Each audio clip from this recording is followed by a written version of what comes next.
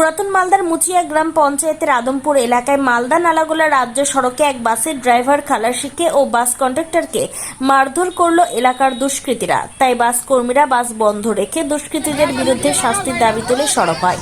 এই ঘটনার ফলে দূর দূরান্তের যাত্রীরা ভোগান্তির শিকার হয়।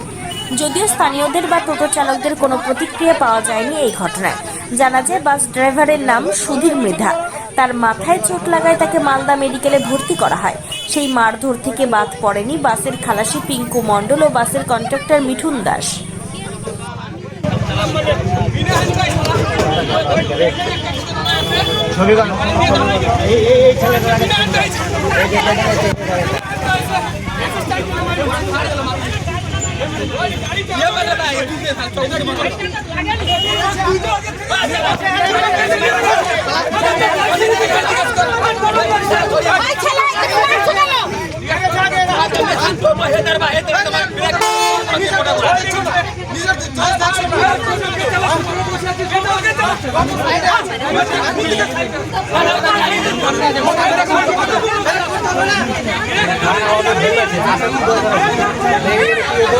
টোটো নিয়ে বাঁদিকে দাঁড়িয়ে ছিল রাস্তার মধ্যে, টোটোতে বসেছিল প্যাসেঞ্জার।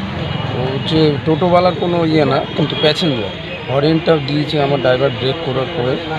ডান দিকে হচ্ছে গাড়ি যাচ্ছিল, ক্রসিং গাড়ি, ওই জন্য হরেন দিয়েছে 2-3 বার।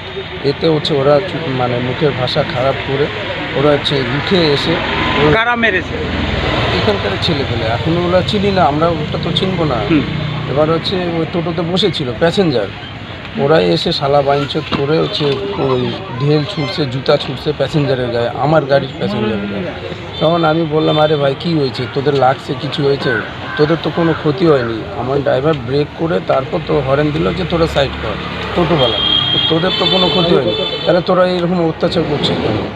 এই বলতে আমাকে টেনে নিয়ে হচ্ছে জঙ্গলের ভিতরে চলে গেলো। যে ছিঁড়ে টিড়ে যে ছিঁড়ে গেছে, ছেঁচড়িতে মাঠ, বেদম হয়ে মাঠ।